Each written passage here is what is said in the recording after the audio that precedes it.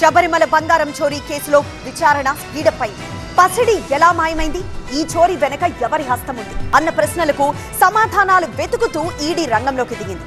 Money laundering కోణంలో దర్యాప్తు చేపట్టి 3 రాష్ట్రాల్లో సోదాలు నిర్వహించింది. శబరిమల ఆలయ బంగారం చోరీ కేసులో ఈడీ దూకుడు పెంచింది. కేరళతో పాటు కర్ణాటక, తమిళనాడు రాష్ట్రాల్లోని 21 ప్రదేశాల్లో ఈడీ బృందాలు ఏకకాలంలో తనిఖీలు చేశాయి.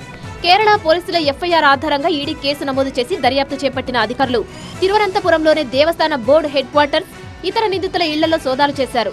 ఈ కేసులో ప్రధాన నిందితుడు ఉన్నికృష్ణన్ పొట్టి, ట్రావెన్కోర్ దేవస్వం బోర్డు మాజీ అధ్యక్షుడు పద్మకుమార్లకు సంబంధం ఉన్న ప్రాంతాల్లోనూ వారి సన్నిహితులకు సంబంధించిన ఇళ్లలోనూ తనిఖీలు చేశారు.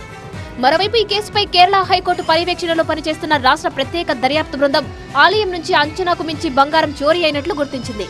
ఆలయంలోని ద్వారపాలక విగ్రహాలు, ఆలయ గర్భగుడి తలుపుల రెక్కల నుంచి బంగారం మాయమైనట్లు 2 కేసులు నమోదు చేసింది. అయితే బంగారం చోరీ 2 కళాకృతులకే పరిమితం కాలేదని సిట్ తెలిపింది. సన్నిధానం తలుపులకు ఉన్న ఆకృతులతో పాటు శివుడి విగ్రహం, ఆర్చ్, ద్వారపాలక విగ్రహాలు సహా 7 ఆకృతుల్లో పసిడి చోరీ అయిందని రిపోర్టు సమర్పించింది. ఇక ఈ వ్యవహారంలో ఆలయ ప్రధాన పూజారి సహా 12 మందిని పోలీసులు ఇప్పటి వరకు అరెస్టు చేశారు. ఈ కుంభకోణంలో ఇంకా ఎవరెవరి ప్రమేయం ఉందనే కోణంలో లోతుగా దర్యాప్తు జరుగుతోంది.